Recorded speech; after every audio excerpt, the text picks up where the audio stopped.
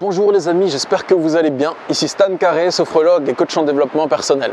Cette vidéo, c'est du sérieux, on va clairement parler de manipulation et je vais vous expliquer les jeux psychologiques que le pervers narcissique emploie avec vous, emploie avec sa victime.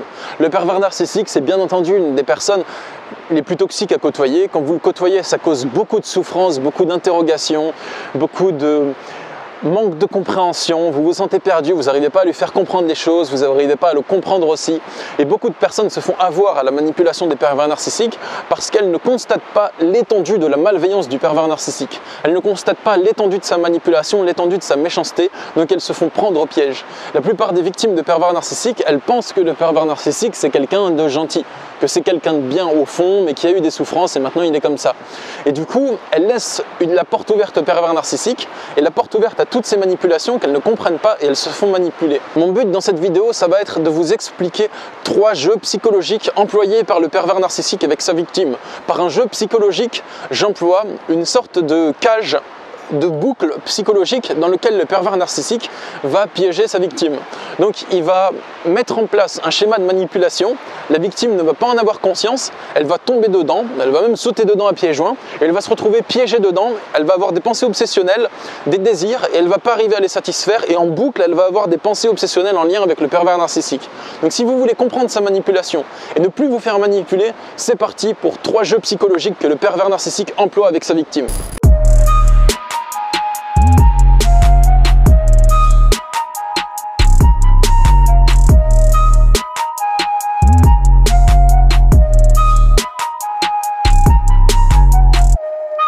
Le premier jeu psychologique employé par le pervers narcissique, ça va consister à vous voler votre identité. Donc c'est comme ça que je l'appelle, on l'appelle comme on veut, mais moi j'appelle ça vous voler votre identité. Dans un premier temps, il y aura une phase de questionnement. Donc je vous explique le déroulement, comment ça se passe. La première phase, c'est la phase de questionnement. Le pervers narcissique, il va beaucoup vous écouter, vous poser des questions sur vous, vous poser tout un tas de questions. Vous allez croire que c'est simplement parce qu'il s'intéresse à vous, parce qu'il est gentil, qu'il va en apprendre plus pour vous connaître, parce que vous êtes une personne intéressante.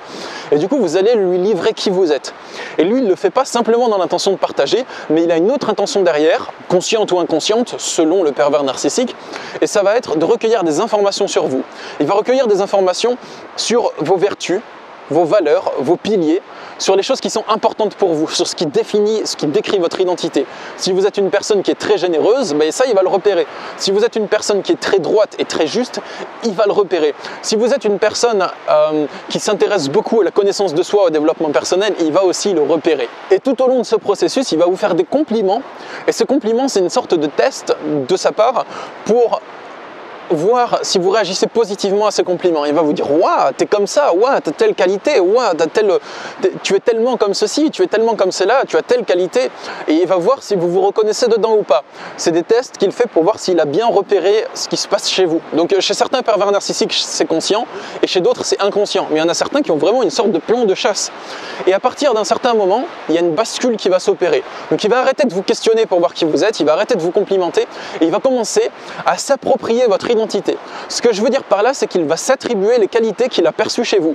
Donc si au départ il vous disait « Waouh, tu es tellement généreux, waouh, tu es tellement spirituellement évolué », tout ce genre de trucs, ben, au final, il va se décrire comme étant ce dont il vous complimentait. Donc il va se décrire comme étant généreux, se décrire comme étant spirituellement évolué, par exemple, si tel est le cas, et il va vous reprocher de ne pas l'être. Donc il repère ce que vous êtes, il est pilier de votre identité, et ensuite, il se décrit comme ayant ses valeurs et ses piliers identitaires. Et il vous dit que vous ne les avez pas et que vous en manquez. Et il se positionne comme étant une personne supérieure à vous dans ses valeurs, dans ses connaissances, dans ses piliers identitaires. Donc ça c'est super destructeur parce que déjà c'est injuste, parce que c'est vous qui êtes comme ça à la base. Et en plus, si vous le croyez et que vous accordez du crédit à ce qu'il raconte, vous allez commencer à manquer de confiance en vous, à vous remettre en question et à douter de vous-même sur les choses qui sont les plus importantes pour vous. Vous allez vous dire peut-être il a raison, peut-être je suis une personne injuste. Si par exemple vous êtes une personne qui est très bienveillante et qui n'aime pas voir les autres souffrir et qui fait tout pour rendre les autres heureux, eh bien il va vous reprocher d'être quelqu'un d'égoïste, qui ne pense qu'à lui-même, il va vous reprocher que vous ne pensez pas à lui, que vous le faites souffrir, alors qu'en fait, il a capté que vous ne voulez absolument pas le faire souffrir.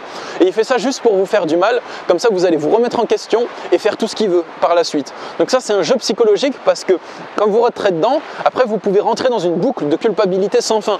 Et sans fin, vous allez vous remettre en question, angoisser, vous détruire de l'intérieur, vous culpabiliser et du coup ça s'arrête pas parce qu'il arrête de jouer le jeu, ça s'arrête lorsque vous vous extirpez du jeu malgré lui. Deuxième jeu psychologique, faire semblant de ne pas comprendre les choses. C'est évident, je n'ai pas inventé la poudre en disant ça, mais vous l'aurez probablement déjà aperçu si vous côtoyez un pervers narcissique ou si vous en avez côtoyé un.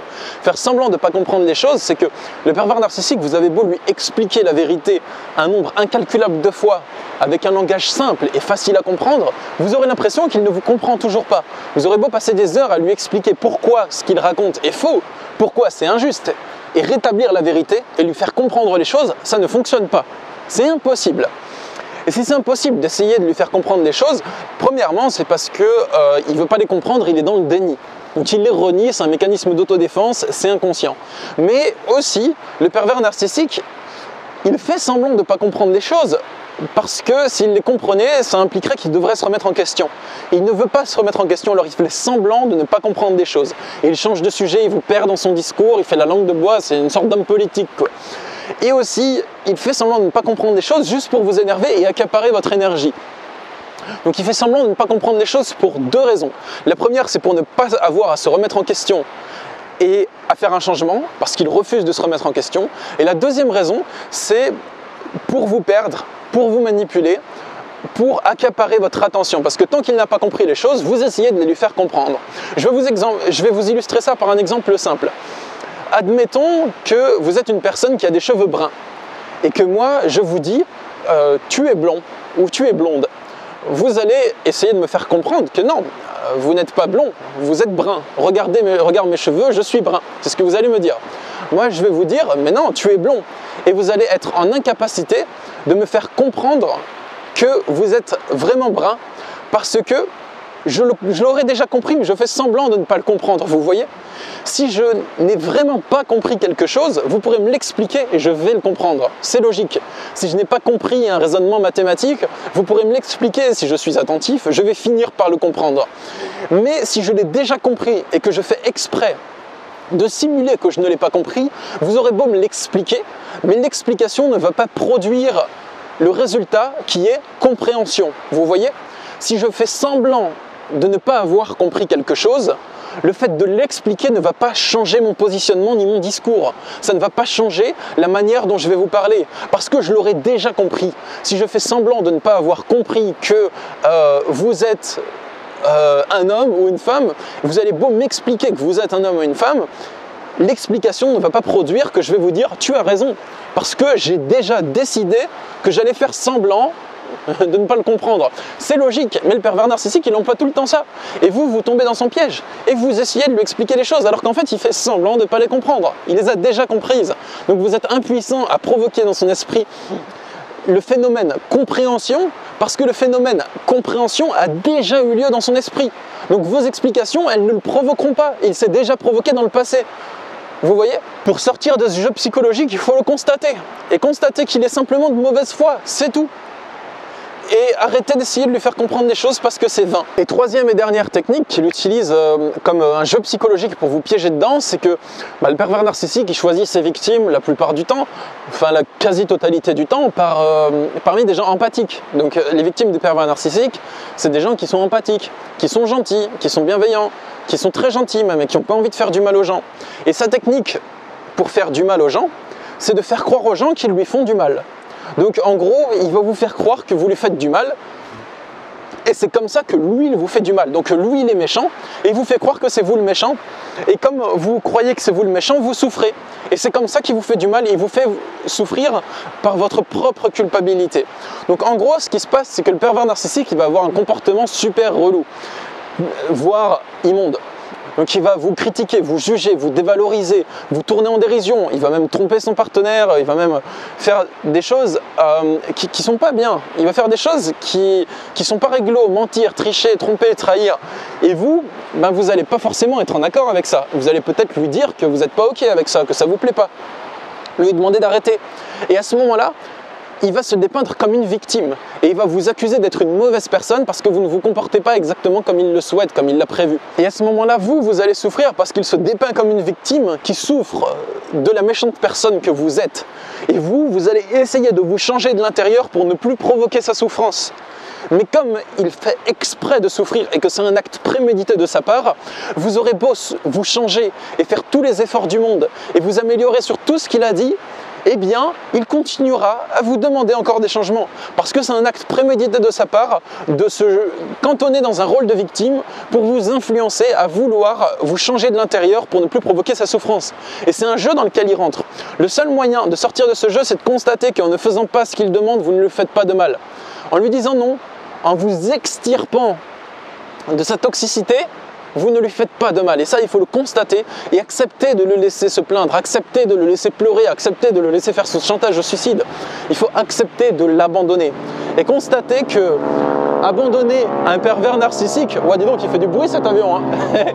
Il faut constater et accepter que abandonner un pervers narcissique, ça ne lui fait pas de mal. Vous ne faites rien à son encontre quand vous vous extirpez de la toxicité de sa présence. Vous vous sortez de là, c'est tout.